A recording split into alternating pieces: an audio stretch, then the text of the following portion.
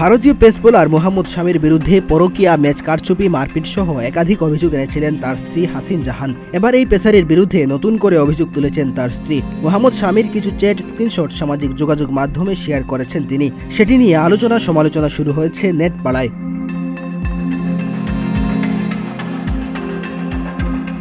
ছড়িয়ে পড়া সেই চ্যাটের স্ক্রিনশট থেকে দেখা যাচ্ছে নারীদের সঙ্গে নানা ধরনের যৌন উস্কানিমূলক কথা বলছেন স্বামী। কখনো স্তনপানের আবদার করছেন, কখনো কোনো নারীকে বিকিনি পরে আসার কথা বলছেন। যৌন সম্পর্কের নানা ধাপ নিয়েও আলোচনা চলছে। যদিও এগুলো স্বামীর ফোন থেকে তোলা এমন কোনো প্রমাণ দিতে পারেননি হাসিন।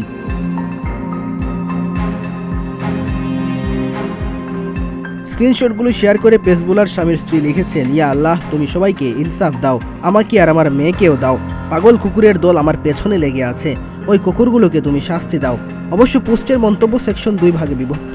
যারা হাসিনের পক্ষে তারা মন্তব্য করছেন, স্পষ্টই সব দোষ স্বামীর, শাস্তি হোক ওর।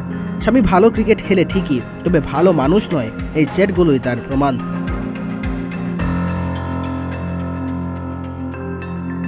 এদিকে স্বামী ভক্তরা আবার উল্টো কথা বলছেন। একজন লিখেছেন, এই মেয়েটার আরও বেশি টাকা চাই, আবার অসভ্যতা শুরু করেছে। দ্বিতীয় জনের মন্তব্য, এগুলো স্বামী পাঠিয়েছে, প্রমাণ কই, তুমি তো নিজেও লিখতে পারো। ফোন নম্বর যেভাবে সেভ করা, তাতে তো পুরোটাই ফেক মনে হচ্ছে।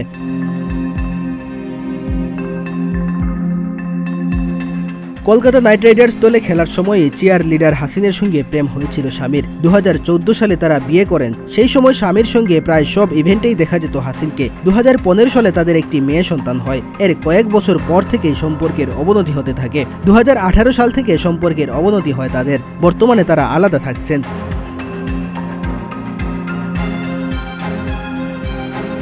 এর আগেও থানায় একাধিক ফোন রেকর্ডিং ও স্ক্রিনশট দিয়ে অভিযোগ করেছিলেন হাসিন, তবে সবকিছুই অস্বীকার করেন স্বামী। বর্তমানে তারা আলাদা থাকেন। যদিও আইনত ডিভোর্স হয়নি, তাই পরিবারকে দেখাশোনার জন্য হাসিনকে 1,30,000 টাকা প্রত্যেক মাসে দেন ভারতের এই ক্রিকেট তারকা।